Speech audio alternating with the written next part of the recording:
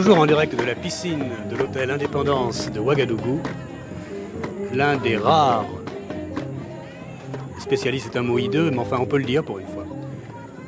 L'un des rares spécialistes, l'une des personnes qui depuis le début sait, suit, écrit et pense ce qui se passe dans le cinéma africain, Ferid Boukdir, tunisien, auteur de films lui-même, qui a eu l'idée astucieuse de à la fois faire des études universitaires et de les filmer, si bien que après son Caméra d'Afrique, il prépare un Caméra arabe. Entre parenthèses, on cherche un titre mieux que Caméra arabe, qui pose un problème d'allitération. Toute suggestion sera la bienvenue. Ferid Boukdir est toujours là dans les festivals africains. C'est toujours lui qui peut le mieux retracer le fil de ce qui s'est passé, de ce qui s'est tenté, de ce qui s'est raté, de ce qui se poursuit. Et on lui pose donc la question la plus simple qui soit. C'est qu'est-ce que c'est que ce grand FESPACO tout d'un coup à Ouagadougou? Toi qui as dû connaître les tout premiers. Oui, je crois qu'on peut parler cette année de gigantisme pour Ouagadougou. Comme comparaison, on peut parler du festival de Carthage, qui est un peu le frère jumeau de Ouagadougou, qui se déroule en Tunisie tous les années paires, alors qu'Ouagadougou se déroule les années impaires. À Carthage, nous avons environ 250 invités, et c'est déjà considéré comme beaucoup, vu le petit nombre de films africains ou arabes qui s'y passent. Et à Ouagadougou, on a parlé de 850 invités officiels, et la rumeur dit qu'en fait, il serait 1200. Ce qui fait que le paradoxe qui veut qu'un plus un festival grandit, moins il y a de films à voir, apparaît comme véridique à Ouagadougou. Ce paradoxe dont je suis le triste héros à UT, effectivement, semble confirmé partout, puisque c'est pas uniquement en Afrique, c'est également ailleurs. Donc toi, tu es tunisien, et depuis plus de 25 ans, depuis une trentaine d'années, pour des raisons géopolitiques ou de politique de l'époque, le sort de l'Afrique blanche et de l'Afrique noire a été lié, y compris dans le cinéma. Néanmoins, pour un Français moyen comme moi, il y a toujours une sorte d'étrangeté, ou quelque chose qui n'est pas si évident que ça, de voir coexister réellement les films de l'Afrique blanche, donc les films du Maghreb et les films de l'Égypte, et les films de l'Afrique noire. Et en même temps, il existe dans le Maghreb des gens comme toi qui, avec beaucoup d'ouverture d'esprit, de pertinence et de curiosité envers donc le sud de l'Afrique, le sud par rapport à eux, qui suit cette sorte de drôle d'alliance. Drôle de cocktail. Comment elle se porte cette alliance Afrique blanche, Afrique noire aujourd'hui dans le cinéma? Beaucoup moins bien que dans les années 60, il faut dire.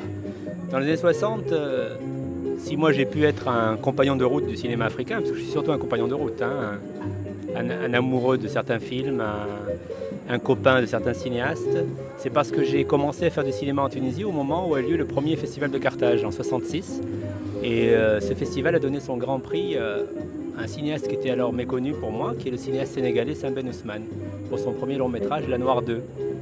Alors ça, c'est vraiment la date capitale, puisque depuis ce jour-là, nous avons eu en Tunisie tous les 2 ans tous les cinéastes du continent qui arrivaient, ils étaient très peu à l'époque, et nous-mêmes, cinéastes du Maghreb, nous étions en situation similaire à la leur par rapport au seul cinéma existant en Afrique qui était le cinéma égyptien. Oui. Le cinéma égyptien était là, il avait son marché, il avait son public. Et nous sommes tous nés après les indépendances au même moment, donc dans les années 60.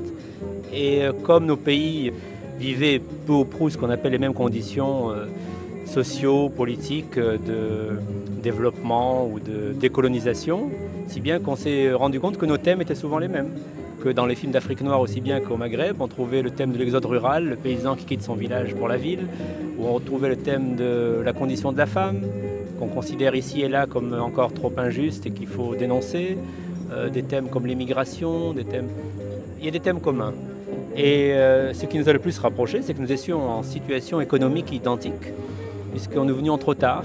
Le cinéma égyptien, lui, avait eu la chance de naître dans les années 30, au moment où ce qu'on peut appeler l'immense gâteau que représente le cinéma mondial n'avait pas été partagé, au moment où la télévision américaine n'avait pas forcé les Américains à devenir extrêmement impérialistes cinématographiquement et à envahir de façon planifiée les écrans du tiers-monde et de l'Europe d'ailleurs.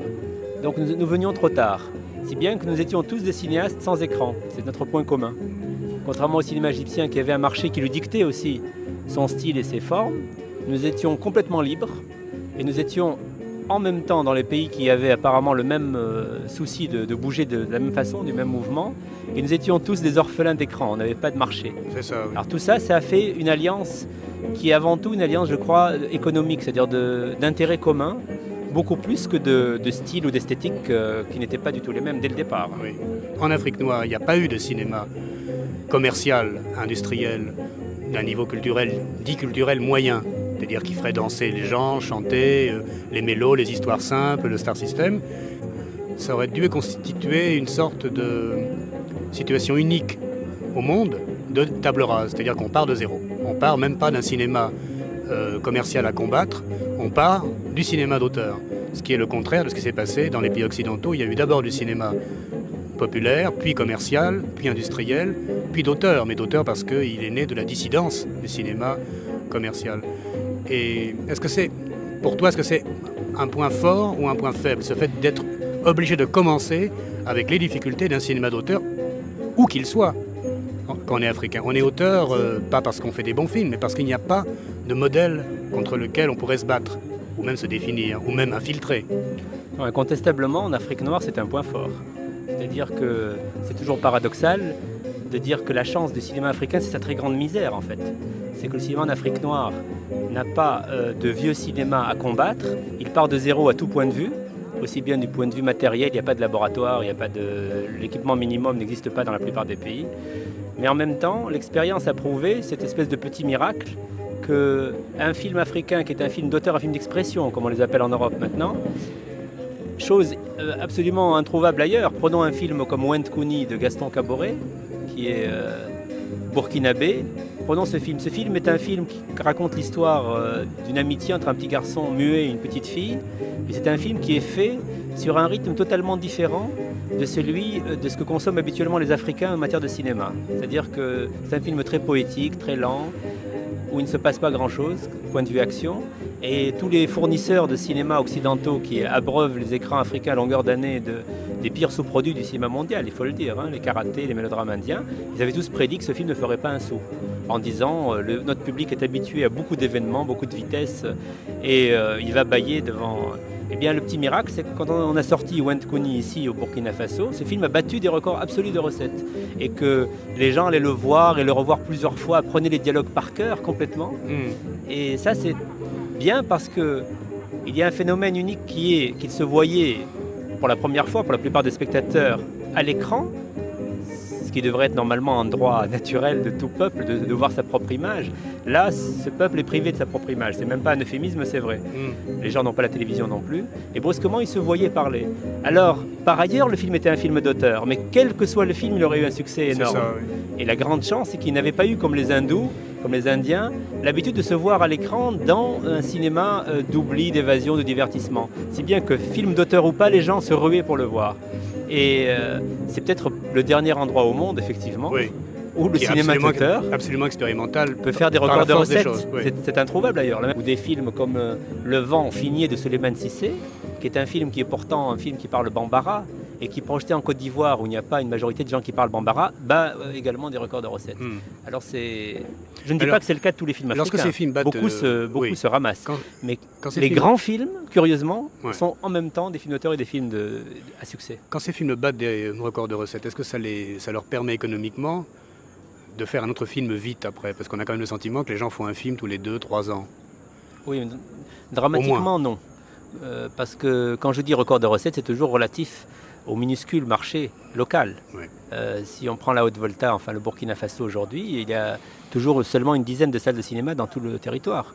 Alors quand il bat les records de recettes, c'est effectivement les gens vont le voir 4-5 fois, mais ça ne rembourse en aucune façon. D'énormes ciné-clubs, mais ça ne peut pas financer, ça ne peut pas générer une production suivie. Quoique là, au Burkina Faso, c'est l'exemple unique de pays qui a fait ce que fait un peu la France, c'est-à-dire qu'il a fait une loi où l'on récupère un bon pourcentage des recettes des films étrangers, qu'on reverse à un fonds de financement des films nationaux. Donc ici, on peut dire, en rigolant ou pas, que c'est le karaté qui finance le cinéma local. Oui, comme en France. Nous avons cru un peu naïvement pendant des années que nous allions chatouiller la fibre nationaliste des gouvernements. En tout cas, c'est la fibre qui avait l'air de vibrer dans le balafon qu'on nous a fait entendre au lendemain de l'indépendance, des indépendances, en disant... voilà, si vous êtes nationaux, tout ira bien. Et puis nous avons cru ce qu'on nous a dit. On nous a dit, puisque vous parliez d'indépendance, de souveraineté, que c'était les mots d'ordre brandis avant et après les indépendances, faisons vibrer cette corde-là. Donc disons au gouvernement, souveraineté, la souveraineté dont vous parlez n'est pas complète sur le plan culturel, disons-le, puisque vos écrans ne vous appartiennent pas, que les salles de cinéma de vos pays continuent à passer sans arrêt les pires sous-produits du cinéma mondial, alors que nous faisons des films, nous cinéastes, nous avons des films et nous ne sommes pas vus. Alors certains gouvernements ont réagi grâce à cette fibre nationaliste, mais ça n'a pas duré.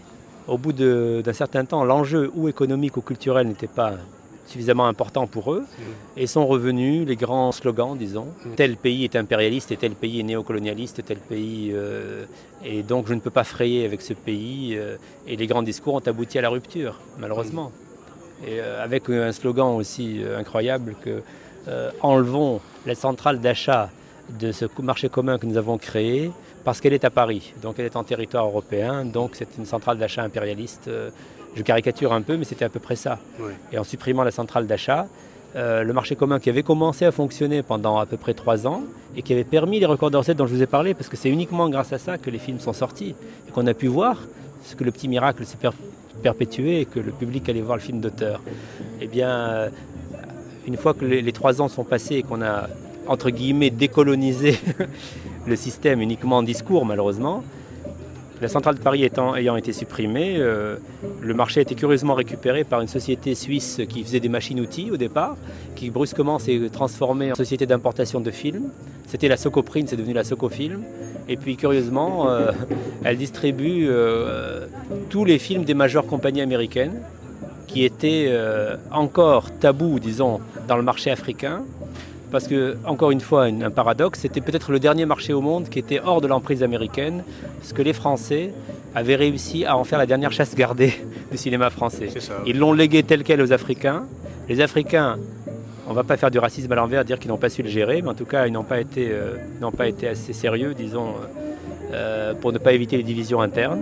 Et dès que les Africains ont craqué, les Américains qui attendaient ça depuis très longtemps sont venus en force derrière la machine, la société suisse de machines-outils, et hop, de nouveau le marché est complètement contrôlé par les compagnies étrangères. Et à la différence de ce qui s'était passé dans ces 3 années de marché commun, les films africains ne sont pas du tout achetés par cette compagnie suisse. Donc il n'y a aucun film africain qui passe, qui transite par ces sociétés-là.